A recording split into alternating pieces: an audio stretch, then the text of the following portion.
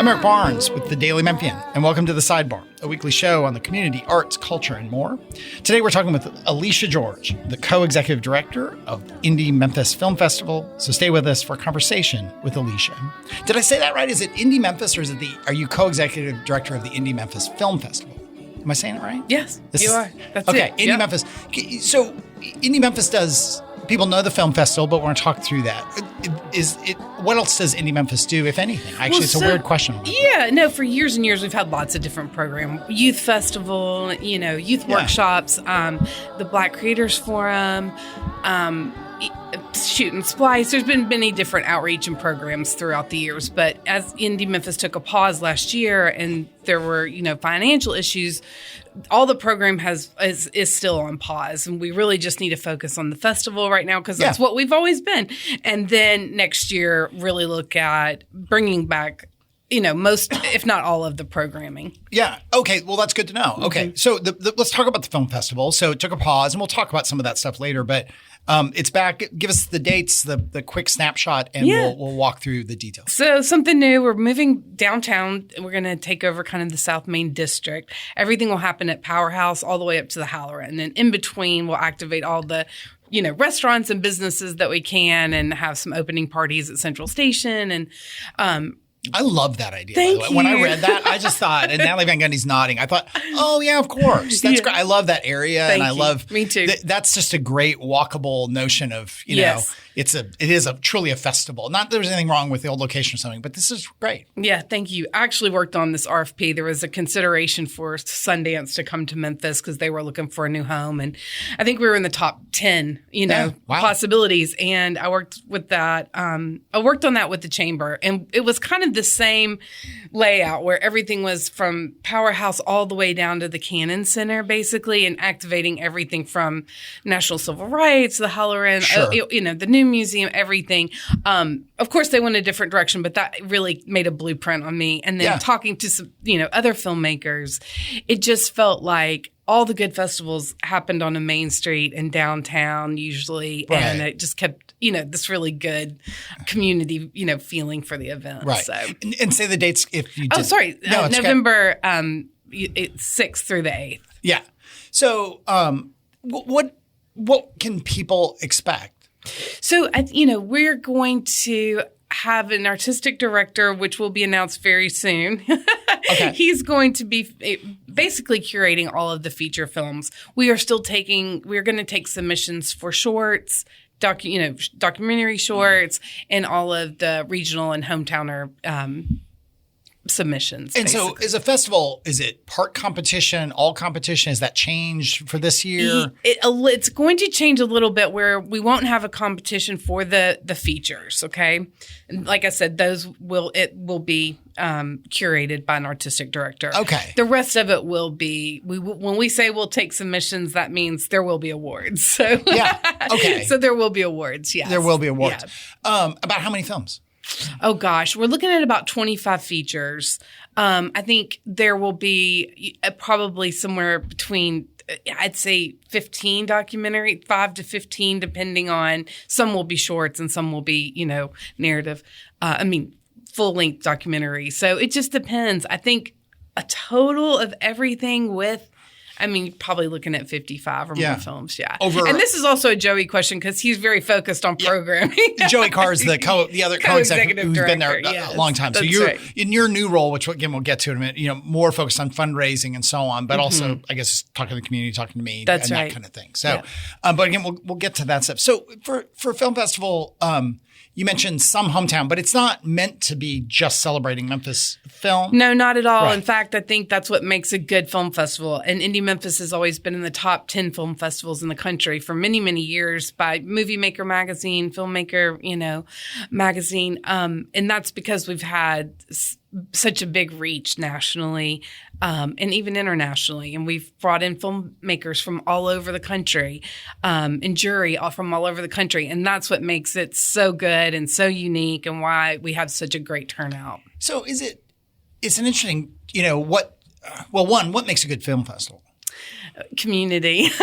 Okay. It's funny because it really having everybody there and It's really an incredible community of not only filmmakers, but just cinemaphiles, people that just love cinema.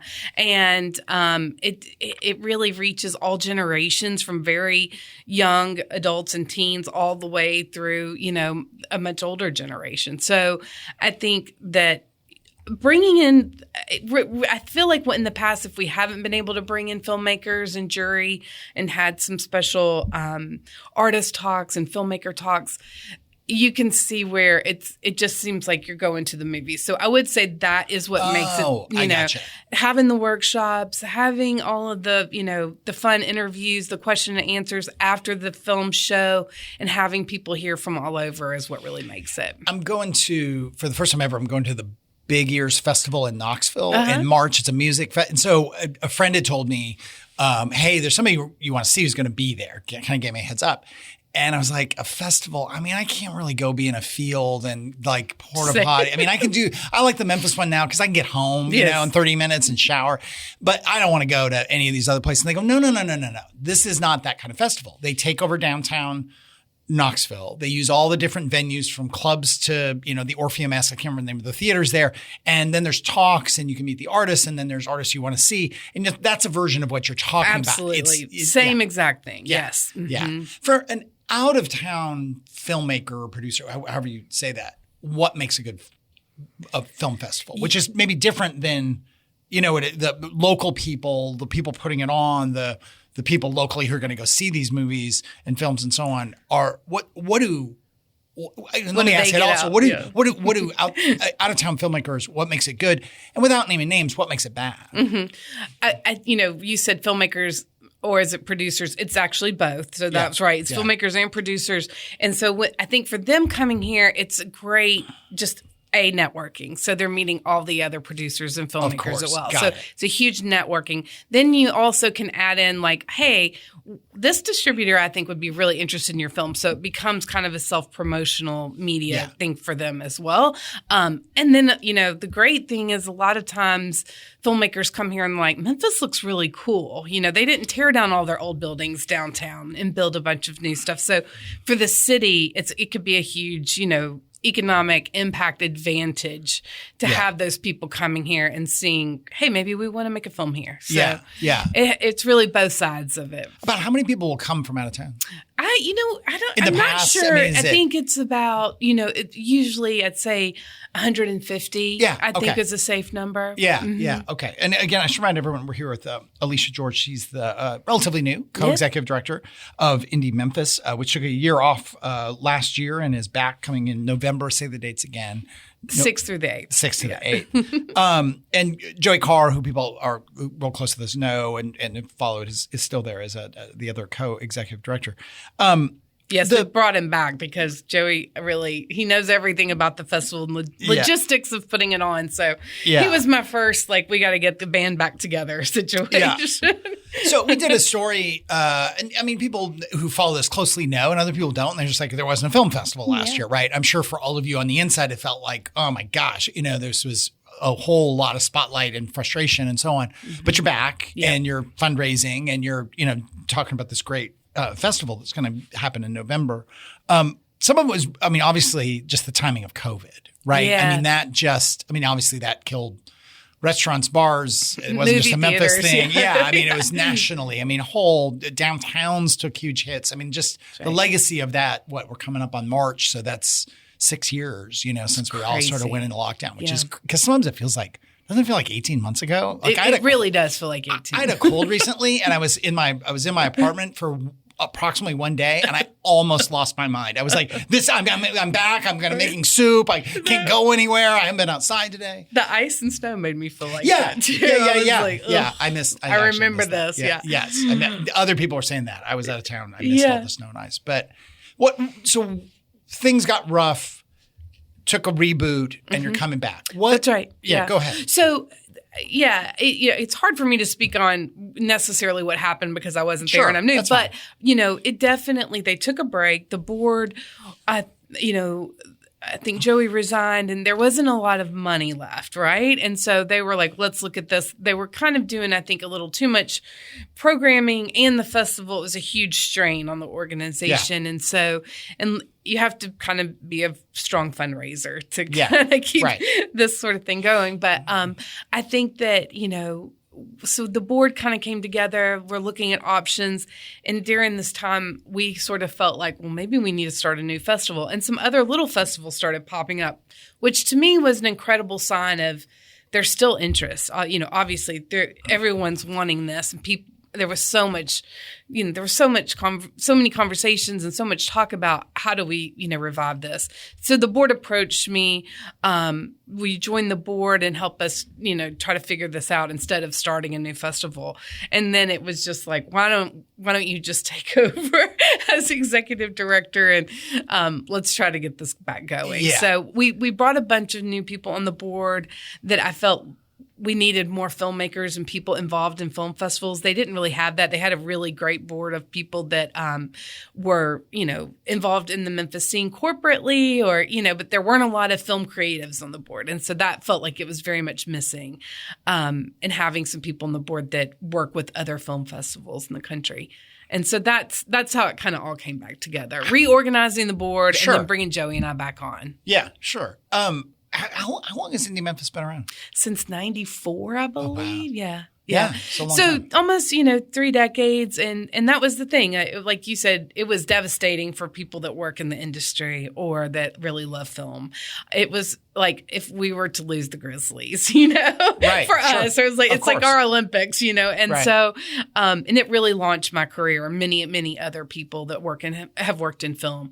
And so it was hard to see it going, not the possibility of it not coming back. Yeah. So, Well, I'll come back to your career and to other, and maybe the industry just generally and overall in Memphis.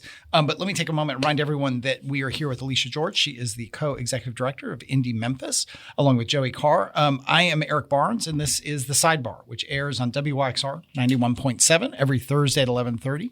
Focused on the community, arts, culture, everything in between. It's not just a radio show, though. It's one of many podcasts we do at the Daily Memphian, including our morning podcast, the AMDM, with Mary Casciola and Natalie Van Gundy, who's sitting over here and produces all of our podcasts and all the audio and video we do. We also have our Memphis Grizzlies podcast. Can't imagine what they'd be talking about right now, Drew Hill and Chris Harrington. And we have our food podcast, Soundbites, that's hosted by Holly Whitfield. Soundbites also airs on WYXR every Thursday at 11, right before The Sidebar. We also host the podcast version of Behind the Headlines, the TV show we produce with the folks at WKNO every week. All of our podcasts are on the Daily Memphian site, as well as iTunes, Spotify, YouTube, or wherever you get your podcasts. And soon there'll be video podcasts. We're sitting here in this kind of half assembled studio space. So sometime in the next month or so, you'll start seeing some of our slowly, one by one, our podcasts will become video podcasts. You'll be able to get those, more information to come on that. You can also get all the WYXR shows, I should say, on the WYXR app or at WYXR.org. That includes all the WYXR shows, the talk shows, archives of the music shows from all the various DJs, over 100 DJs who are, and hosts who are a part of making WYXR possible. If you're not a supporter of WYXR, it's nonprofit, listener-supported radio, so do consider becoming a member. If you become a member, you get all kinds of benefits. You can do a one-off donation. You can learn about all that on the site or on the app. And if you're not a paid subscriber to the Daily Memphian, we are the largest newsroom in the region, almost 37 plus people, plus contractors and freelancers just in the newsroom, another 10 people on the business side of things. Paid subscriptions are, which we appreciate if you are a paid subscriber, but know that pays for just about half of what we do at the Daily Memphian. Another 25% is advertising and sponsorships and events. And then about 25% of what we do is supported by your donations. Coming up soon on The Sidebar, we have the Memphis Youth Symphony. Recently, we actually took a little bit of a break because of my travel schedule, but it's still relevant, certainly. We had the new CEO from Baron von Opperbein, which is moving towards opening the first phase of its experience down on Mud Island. You go to their website, the Baron von Opperbein Experience, I think, right? BVO, BVOE. They kind of changed their names around. Don't hold me to that. But anyway, Baron von Opperbein, you'll find it. There's only one.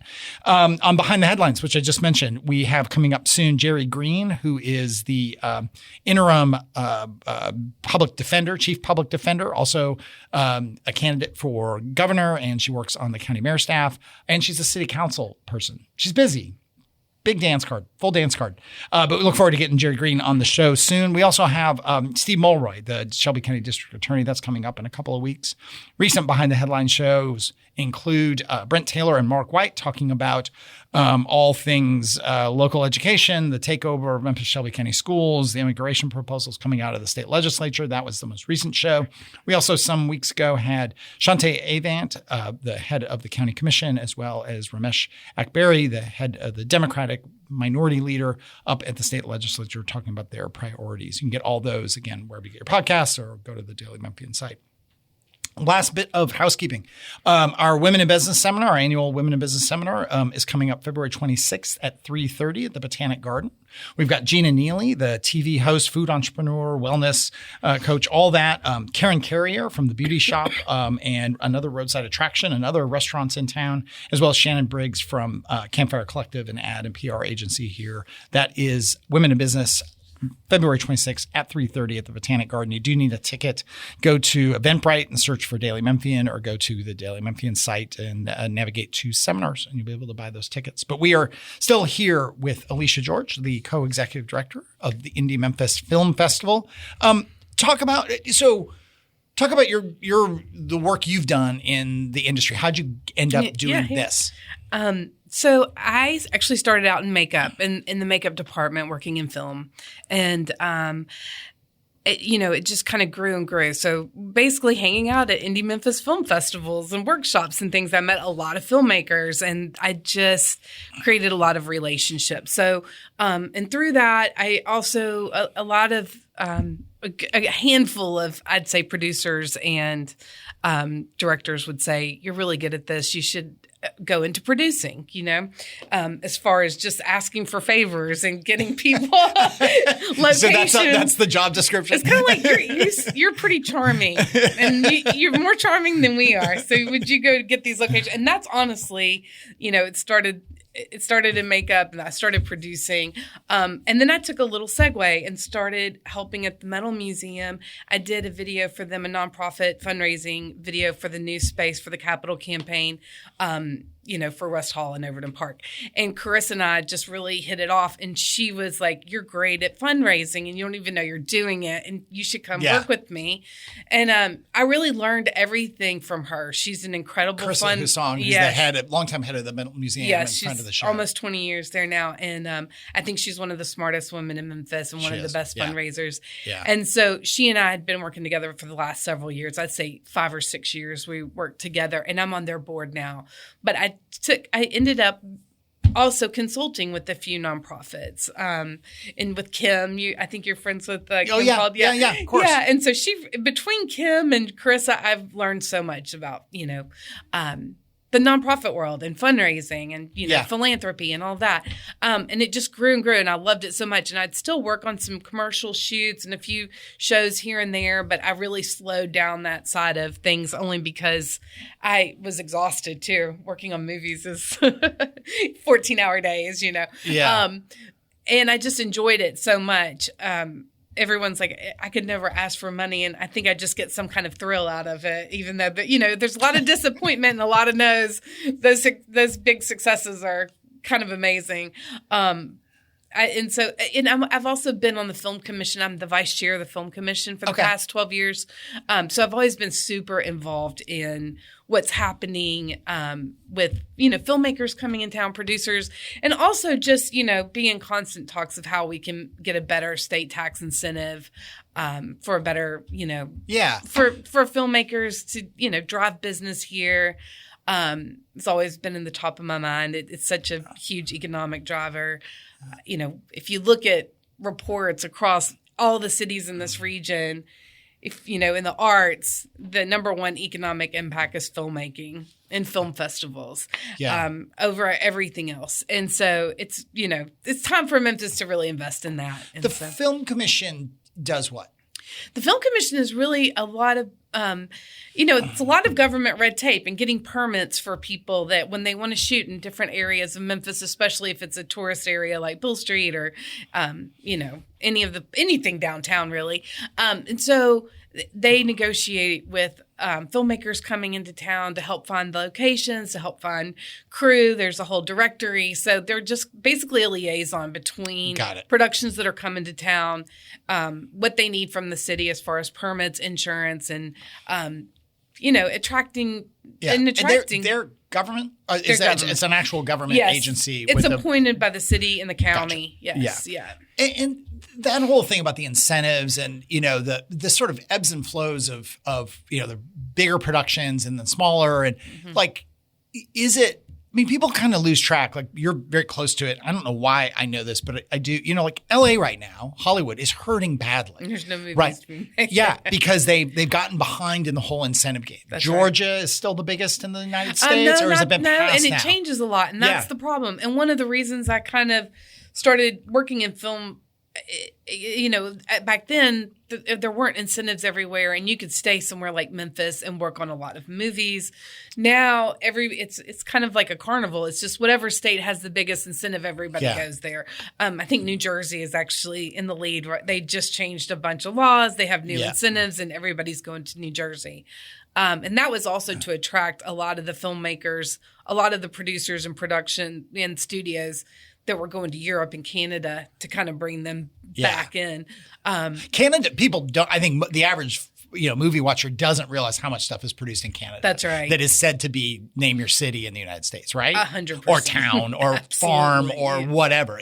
Canada's been in that game forever. That's right. And then Hungary is huge right now. They can make movies for a lot less there than we can here. So to fight that, they've started doing the incentives. And Tennessee doesn't have a state income tax. So our incentive has never been as great as some places like Georgia or New Jersey that have incredible, they have a state income tax. They can have more to offer. Well, and that's how, again, we're going almost full behind the headlines here, but over the years of writing about economic incentives to get factories or manufacturing or warehouses or headquarters, that Mississippi, because it's a red state in the South, people really easily forget it has an income tax. And what they do when they get these people to move across the border, they get to take advantage of, you said, Grizzlies or the film festival or the restaurants and the airport. They locate in Mississippi, and they basically just take what otherwise would have been income tax, and they steer that back to the company as a tax incentive. So it creates this what – I don't know. Some people would call a virtuous circle. What other people would call kind of, well, that's not fair. But again, we don't have whether or not we should have an income tax, we don't have that tax to play with and to refund or rebate back to companies. And it extends into the film and TV industry. Exactly. Okay. Yeah.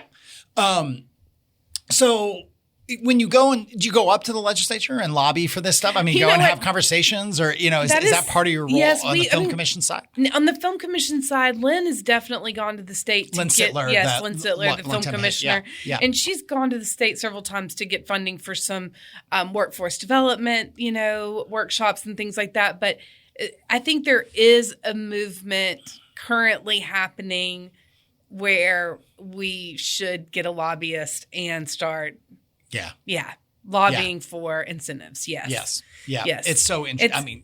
As a longtime member of the Tennessee Press Association, I've spent, when I was president or VP at various times, up there. And that is the game, is you're up there and people would be, it's not horrifying, because it's not that it's like money under the table stuff. We'd write about it if it was, but it's these quick hallway. Sometimes you get in the office, you have a couple minutes, you make your pitch, you kind of, and it resonates or it doesn't. And it's also, the head of the key committee they could live in, Johnson City. That's or right. They could, it's a lot. You were talking about going and asking people stuff and deal making. It's a variation on fundraising. It is. I did get a lot of experience with that at the Metal Museum. We were going up there to lobby for the $2 million for the museum.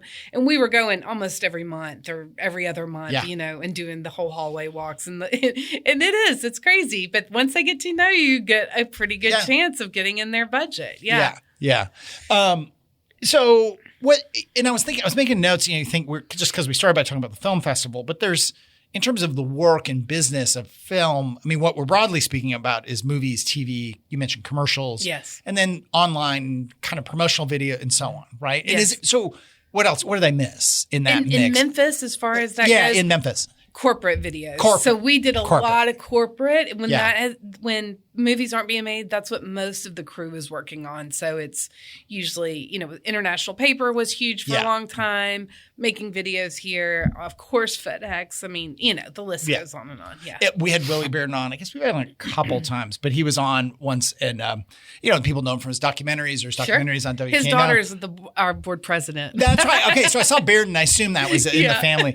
And I can't tell any of the stories because I can't remember much he told while we were recording or before and after, but his life in the corporate was very media funny world. story. Yes. So people can look up that old episode with Will. Willie's just always fun to talk to and listen to. But so in terms of that whole set of what you're talking about, is it healthy, B+ right now, B-?